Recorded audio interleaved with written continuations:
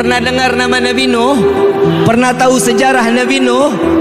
Nabi Nuh, kalau boleh dibilang, Nabi Nuh ini pernah putus asa di hadapan Allah. Ya Allah, hamba sudah dakwah, hamba sudah mengajak umat untuk memeluk agamamu, diajarkan untuk sujud kepadamu, melainkan mereka menentangku, mereka menghinaku, kata Nabi Nuh. Maka dari itu ya Allah, terserah, turunkan bala, silahkan ya Rabb. Tuh ditawarin, Allah jawab, udah gak sanggup ya Nuh, udah gak kuat ya Allah, udah gak sanggup lagi ya Allah. Baik, jika engkau menginginkan aku turunkan bencana atau musibah, maka bangunlah perahu, buatlah bahtera, kata Allah. Buat bahtera pakai apa ya Allah? Pakai kayu. Kayunya dari mana ya Allah? Sedangkan di tempatku ini tidak ada kayu. Dikasih bibitnya, dikasih bibit, dikasih bibit, ditanam oleh Nabi Nuh sampai bertumbuh dengan begitu besarnya pohon tersebut. Ditebanglah satu persatu dan dibuatlah bahtera, bukan di pinggir pantai, di tengah kota. Makin umat Nabi Nuh mengatakan bahwa Nuh ini memang sudah gila. Kalau kita bikin perahu di pinggir pantai pada tengah kota, pinggir pantai biar dekat untuk ketemu air, ketemu airnya. Ini di tengah kota bikin bahtera.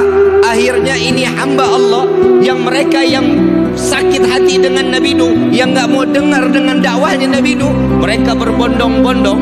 Itu bahtera lantai 1 dibangun sudah hampir rapi, dia berbondong-bondong semuanya. Dia kalau mau buang hajat, buang air kecil, buang air besar, larinya di bahteranya Nabi Nuh. Gak mau di kamar mandinya mereka, enggak, maunya di bahtera Nabi Nuh. Dan tanpa disadari, saat bahtera lantai pertama selesai, Nabi Nuh mau lanjut lantai kedua, di bahtera lantai pertama ini sudah hampir penuh dengan kotoran manusia. A'udzubillahi. Ujiannya Nabi berat apa enggak?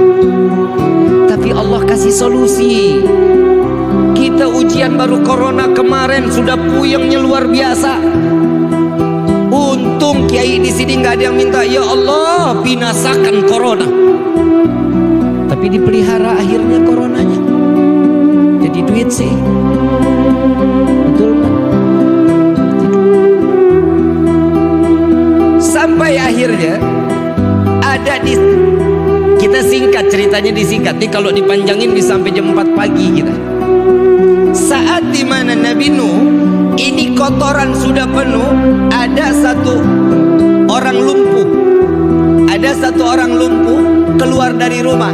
Ini kalau model punya tetangga kayak begini kita apain, kita nggak paham ini. Ada satu tetangga lumpuh, bencinya sama Nabi Nuh luar biasa Pak, luar biasa bencinya sama Nabi Nuh. Saat-saat lagi di mana dibencinya Nabi Nuh, ini orang lumpuh begitu keluar digotong 3 orang, dipangkul 3 orang, ditanya, Tuhan mau kemana? Saya mau buang air besar, katanya. Mau buang air besar ke tempat bahteranya Nabi Nuh alaihissalatu wassalam. Udah lumpuh ngebenci Nabi. Kita punya tetangga begini nih, kira-kira kita apain ini tetangga? Sumpahin mati pastinya. Tapi Masya Allah Nabi Nuh nggak tahu-taunya. Nabi Nuh lagi bingung, setelah ini perahu jadi, saya harus membersihkan bahtera ini daripada kotoran manusia yang sudah menumpuk. Nabi Nuh bingung mau ngebangun sendiri, umatnya juga sampai banyak, harus ngebersihin kotoran lagi sendiri. Dia pasrah sama Allah, ya Allah hamba pasrahkan diri hamba kepadamu ya Allah.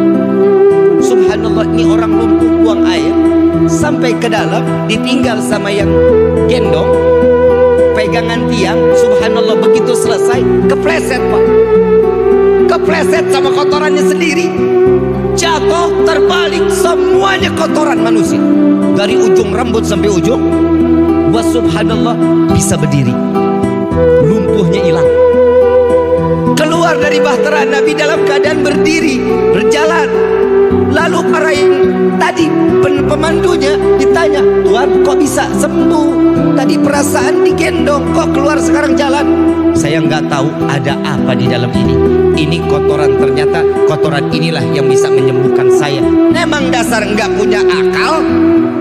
Allah balikan pikirannya, subhanallah, satu kampung ngerukin kotorannya sendiri.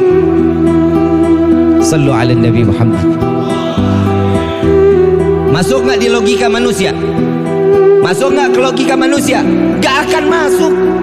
Yang kotorin dia, yang bersihin, mungkin apa enggak? Gak bakal mungkin. Tapi Allah sudah membalikkan hati seseorang dengan penuh keyakinan. Orang tersebut yakin bahwa kotoran yang ada di dalam kapal Nabi Nuh itu yang dapat menyembuhkan penyakit. Sampai kalau kita bilang kinclong lagi. Tahu kinclong? Tahu kinclong? Kayak iklan pencuci piring.